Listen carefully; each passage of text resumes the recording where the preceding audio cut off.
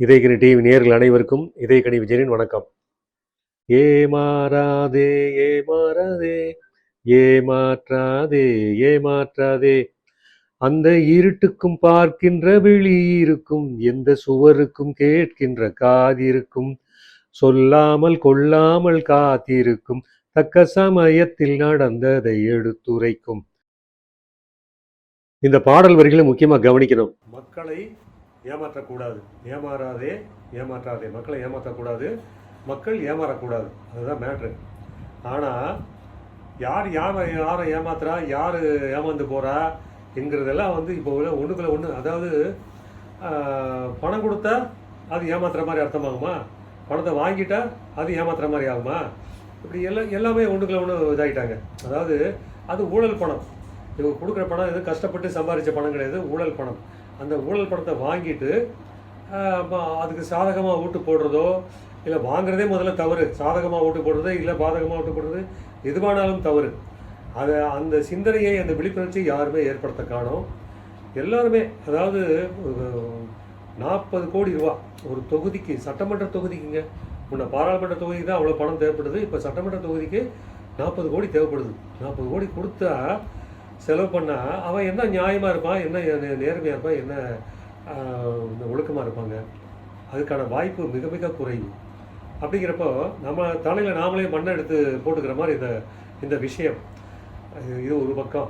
இன்னொன்று, அந்த இருட்டுக்கு பார்க்கின்ற வெளி இருக்கும், எந்த சுவருக்கும் கேட்கின்ற காது இருக்கும், சொல்லாமல் கொள்ளாமல் காத்திருக்கும், தக்க சமயத்தில் நடந்தது எடுத்துரைக்கும். இது யாருக்காக? இது ஊடகங்களுக்கு தான். இந்த வரிகள் ஊடகங்களுக்கு. ஊடகங்கள் அப்படி செய்கிறதுக்கு இடம் கொடுக்குறாங்களா, செய்ய முடியுதா, இப்படி பல்வேறு கேள்விகள் அது தொக்கி நிற்கிது. இருக்குது. அதுலேயும் சில விஷயங்களை வந்து சுட்டி காட்டுறாங்க. ஆனாலும் முழுமையாக இல்லை. ஊடகங்கள் வந்து விழிப்புணர்ச்சி ஏற்படுத்த வேண்டியதில் வந்து முழுமையாக இல்லை. ஒவ்வொருத்தருக்கும் ஒரு கலர் இருக்குது, ஒவ்வொருத்தருக்கும் ஒரு வர்ணம் இருக்குது. அதாவது நீ வந்து ஆளுங்கட்சிக்கு ஆதரவு, நான் வந்து எதிர்கட்சிக்கு ஆதரவு, இப்படி ஒவ்வொருத்தரும் ஏதோ பட்டா போட்டு பிரிச்சுக்கிட்ட மாதிரி வந்து செஞ்சுக்கிறாங்க. எவ்வளோ ஊடகங்களே எவ்வளோ குறைபாடுகள், எவ்வளோ முரண்பாடுகள், தெளிவில்லாத ஒரு பார்வை அவ்வளோ இருக்குது. ஒரு காலகட்டத்தில் அந்த மாதிரி இல்லை, ஆனால் இப்போ ரொம்ப மோசமாயிடுச்சு. என்னென்னா, எவ்வளோ ஆதாயம் கிடைக்கும், நாம் இப்படி விமர்சனம் பண்ணால் நமக்கு என்ன ஆதாயம் கிடைக்கும், என்ன ஆதாயத்தை நம்ம தேட முடியும், இப்படி அந்த மாதிரி ஆகிப்போச்சு. அதுக்கு இந்த 2026 சட்டமன்ற தேர்தல் சரியான உதாரணம். எப்படின்னா, அதாவது திமுக பணம் கொடுக்குது, அதிமுக பணம் கொடுக்குது. அது ஒரு வேட்பாளர் தங்கமணி, முன்னாள் அமைச்சர் தங்கமணி, அதிமுக அமைச்சர் தங்கமணி நின்ன தொகுதியில்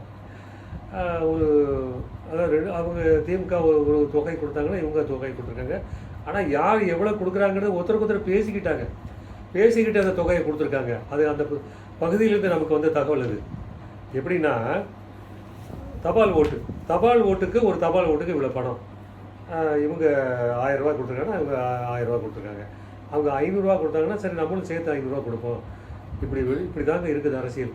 நாம் தான் விவரம் இல்லாமல் இருக்கோம். அதாவது ஓட்டு போடுற மகாஜனங்கள் தான் விவரம் இல்லாமல் இருக்கும், அவங்க விவரமாக இருக்காங்க. ஒன்று நீ வா, இல்லை நான் வரேன், இப்படி தான் நடக்கிறதுக்கு. இப்போ இது ஒரு தபால் ஓட்டுக்கான கொடுக்குற பணம் தான் அது உதாரணம். இப்படி நடந்திருக்குங்க. இது இப்படி இருக்கும்போது எப்படி நேர்மை வரும்? இது ஒரு பக்கம். ஓட்டுக்கு பணம் கொடுக்கக்கூடாது, ஓட்டுக்கு பணம் கொடுத்தா வாங்காதீங்க அப்படின்னு சொல்லி விஜய் சொன்னார். தாவேக தலைவர் விஜய் சொன்னார். முதல்ல ஆரம்பத்தில் இது சொல்லிக்கிட்டே இருந்தார், யாரும் பணம் வாங்காதீங்க, ஓட்டுக்கு பணம் வாங்குறது தவறு அப்படின்னு சொல்லி சுட்டி காட்டினார். அப்புறம் இப்போ தேர்தலுடைய நெருக்கத்தில் என்ன ஆகிட்டு, அது பணம் வாங்கிக்கோங்க, யார் பணம் கொடுத்தாலும் வாங்கிக்கோங்க, ஆனால் நீங்கள் ஓட்டு போடுறது தாவேக்காவுக்கு ஓட்டு போடுங்க. இப்படி இப்போ இங்கே நேர்மை அடிபட்டு போச்சு. அதாவது நேர்மையான ஒரு தலைமை, புது தலைமை உருவாகுதுன்னா இப்படி ஒவ்வொன்றும் எதுலையுமே வந்து ஒழுங்கு இல்லை, எதுலேயும் வந்து தெளிவில்லை, முரண்பாடுகள். முதல்ல இலவசம் கூடாதுன்னாங்க, தாவேக்காவுடைய மாநாடுலேயும் கூட்டங்கள்லேயும் இலவசம் கூடாதுன்னு சொன்னாங்க. அப்புறம் என்னாச்சு, இவங்கள விட அதிமுக விட இவங்க சொன்ன இலவச பட்ஜெட் பார்த்திங்கன்னா பெரிய அளவில் போகுது. அதுக்கு பட்ஜெட்டில் இடமே கிடையாது முதல்ல. அப்போ திருப்பி கடன் தான் வாங்கணுமா? இவங்க ஜெயிச்சு வந்தால் கடன் தான் வாங்கணுமா இலவசம் கொடுக்கறதுக்கு? அதாவது திமுகவும் அதிமுகவும் என்னென்ன சொல்லிச்சோ அதை விட கூடுதலான அம்சங்களோட இவங்க அது இலவசங்களை பற்றி அறிவித்தாங்க. ஸோ இது அப்படி சிந்திக்கணும். இது இப்படிலாம் சொல்கிறாங்கிறப்ப மாறுபட்டு முரண்பட்டு சொல்லும்போது சிந்திக்கணும். இன்னொன்று ஓட்டுக்கு பணம் கொடுக்க கூடாதுன்னு சொன்னாங்க இல்லையா, இவங்க கட்சி வேட்பாளர்கள் பாருங்கள். திருநெல்வேலியில் நின்ற முருகன் அதாவது நகர்பகுதியில் வந்து குடிப்பட்டோன்னு என்ன பண்ணியிருக்காங்கன்னா, கிராம பகுதியில் நகரை சுற்றி இருக்கிற கிராம பகுதியில் பார்த்தீங்கன்னா புறநகர பகுதி, அந்த பகுதியில் பூரா பணம் கொடுத்துருக்காங்க. 1000 ரூபாய்க்கு மேலே பணம் கொடுத்துருக்காங்க. 4000 ரூபாய்க்கு வரைக்கும் கொடுத்துருக்காங்கன்னு கேள்விப்பட்டேன் நான். திமுக அதிமுக விட அதிகபட்சமாக முருகன் கொடுத்துருக்காருன்னு நான் கேள்விப்பட்டேன். அதுபோக அந்த அந்த தொகுதியில் இருக்கிற சுற்றி இருக்கிற எல்லா கோயில்களுக்கும் 1 லட்ச ரூபா, ஒரு கோயிலுக்கு 1 லட்ச ரூபா அப்படி தாராளமாக கொடுத்துருக்காங்க. அப்போ செலவு பண்ணுறது பணம் வந்து ஏது அவங்கள்ட்ட அவ்வளோ பணம் இருக்குது, பணம் இருக்குங்கிறதுனால கொடுக்குறத பணத்தை திருப்பி எடுக்காமல் இருப்பாங்களா? ஸோ விஜய் என்ன பண்ணுவார்? அதை நிறுத்த முடிஞ்சதா? நிறுத்த முடியல. அது மாதிரி திருச்செங்கோடு தொகுதியில் நின்ற தாவக வேட்பாளர் அருண்ராஜ் அவர் பணம் கொடுத்துருக்கார். வில்லிவாக்க தொகுதியில் இருக்கிற ஆதவர்ஜினா அவர் பணம் கொடுத்துருக்காரு. ஸோ இது கண்ணுக்கு தெரிஞ்ச விஷயங்கள். இதெல்லாம் நிர்வாகிகளே இப்படி கொடுத்துருக்காங்கிறது கண்ணுக்கு தெரிஞ்ச விஷயம். கண்ணு தெரியாமல் வசதி படைத்தவர்கள் எந்தெந்த இடத்துல எவ்வளோ கொடுத்தாங்கங்கிறது அவங்களுக்கு தான் வெளிச்சம். திமுக அதிமுகவுக்கு போட்டிங்கிற இதை போக எனக்கும் திமுகவுக்கு தான் போட்டி. அது என்ன ஒரு சொல்கிற ஒரு ஆணவம், ஒரு பண்பு. திமுக எனக்கு தான் போட்டி அப்படின்னு சொன்னால் அது அர்த்தம் இருக்காது, அர்த்தமே கிடையாது.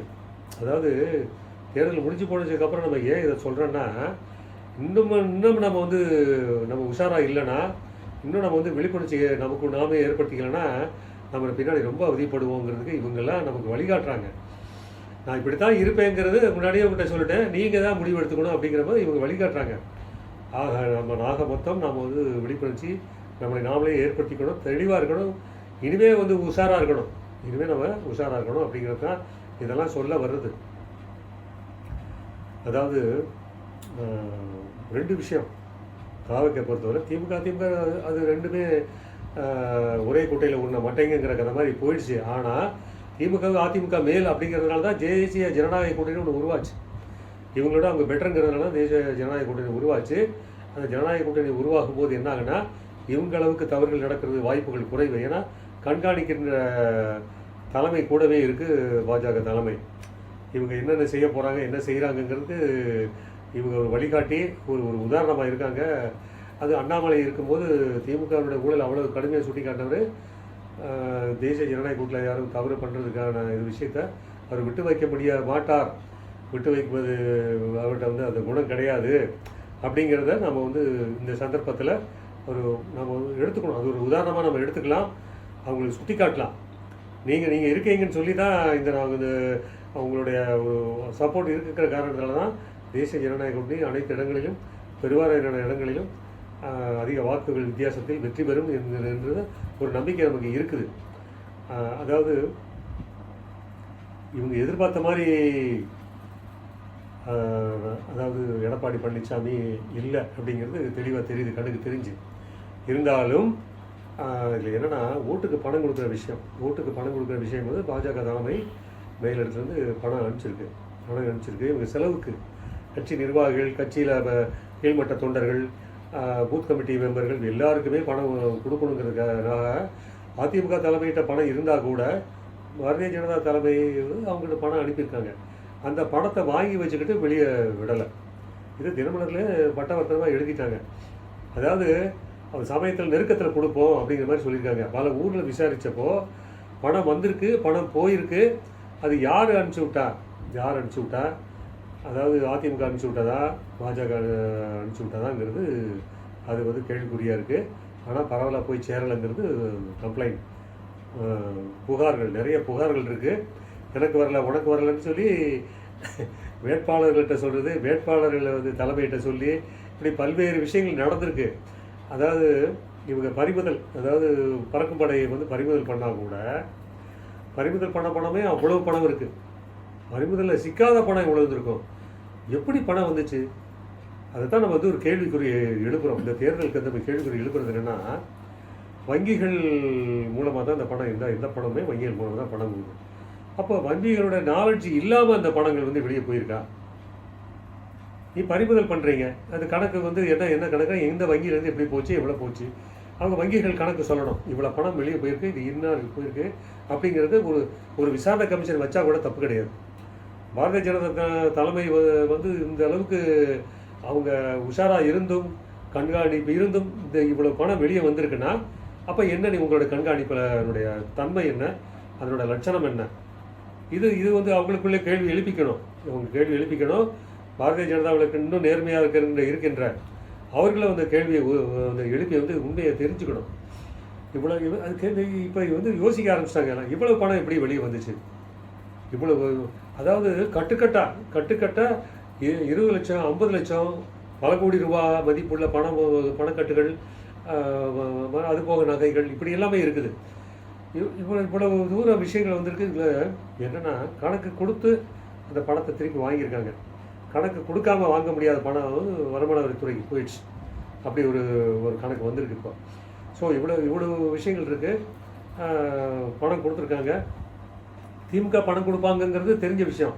அதில் என்ன, அதை கொடுக்கறதுலே ஒரு மோசடி என்னென்னா, கரூர் தொகுதியில்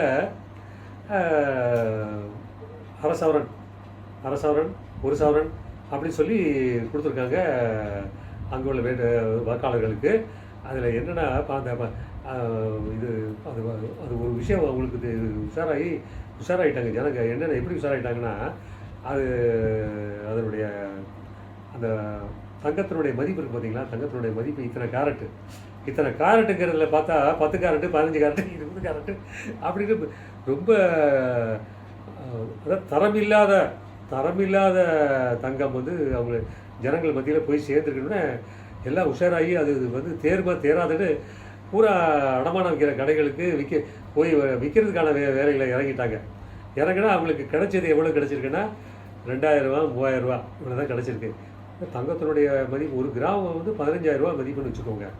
அவங்களுக்கு கிடச்சிருக்கு என்ன, 2000 3000, அதிகபட்சம் ஒரு 5000 6000 அப்படி அந்த மாதிரி சில பேர் கிடச்சிருக்கு. ஸோ எவ்வளவு கோல்மால், எவ்வளவு தேலாட்டம், எவ்வளவு தூரம் சொல்லி புரிய வச்சா கூட ஜனங்களுக்கு, அதான் சொல்கிறேன், ஜனங்களுக்கும் புரிய மாட்டேங்கி, புரிய மறுக்கிறாங்களா இல்லை இப்படித்தான் இருப்போன்னு இருக்காங்களான்னு தெரியல. ஏன்னா இலவசங்களை பழகி இது மாதிரி பணம் வாங்குறது உடலில் தானே சம்பாதிச்சா கொடுக்கட்டுமே அப்படிங்கிற நிலைமையில் இருக்கிறாங்க. இதை வளர்த்து விடுறாங்க, இந்த வாங்கும் தன்மையில் வளர்த்து விடுறாங்க. இன்னொன்று டாஸ்மார்க் மேட்ரு. டாஸ்மார்க்கை பற்றி யாருமே பேசலை. கடந்த ஜூலை மாதம் போன வருடத்தில் ஆரம்பித்து இது வரைக்குமே டாஸ்மார்க்கு மது விலக்கு அமல்படுத்தப்படணும், கடைகள் மூடணும் அப்படிங்கிற விஷயத்தை கடந்த தேர்தல் 2021 தேர்தலில் பண்ணவங்கெல்லாம் இந்த தேர்தலை அமுக்கடித்தனமாக இருந்துட்டாங்க. இந்த டாபிக்கே ஓப்பன் பண்ணல, இந்த டாபிக்கே பேசலை. அது சீமான் கூட கொஞ்சம் சில இடங்களில் பேசினார். அதாவது அதிமுக தேர்தல் இருக்கையில் படிப்படியாக மது கடைகள் மூடப்படும் அப்படின்னு சொல்லி சொன்னாங்க. பிரச்சாரத்தில் கொண்டு வரவே இல்லை. ஆனால் வசதிக்கு அரசியல் பண்ணுறாங்க, இவங்க அரசியல் பண்ணுறாங்க. தேசிய ஜனநாயக கூட்டணி இது நடந்த இந்த தேர்தல் மூலம் நடைபெற்ற தவறுகள் வந்து அடுத்த சந்தர்ப்பத்தில் திருத்திக் கொள்ளப்பட வேண்டும். இப்போவே சொல்லி வைக்கிறோம். இது அண்ணாமலை கவனத்துக்கு கொண்டு போவோம், தேசிய ஜனநாயக கூட்டணியோட தலைமைக்கு வந்து கொண்டு போவோம். கொண்டு செல்ல எல்லாருமே முன்னெடுக்கணும், எல்லாரும் முயற்சி எடுக்கணும். ஏன்னா இதுக்கு மேலே இதில் வளரவிடக்கூடாது அப்படிங்கிறது தான் இவ்வளவு தூரம் அந்த புள்ளி விவரங்களோட ஒரு விஷயங்களை சுட்டி காட்டுறோம். ஸோ இது கண்ணுக்கு தெரிஞ்ச அதாவது ஏமாற்றாதே 2 பக்கமும் அது சரியாக இருக்கணும், சரியாக சொல்லப்படணும், திருத்திக் கொள்ளப்பட வேண்டும். திருத்திக் கொள்வதற்கான எல்லா முயற்சிகளும் முன்னெடுக்கப்படணும் அப்படிங்கிறத இந்த சந்தர்ப்பத்தில் நம்ம சுட்டி காட்டுறோம். நன்றி, வணக்கம்.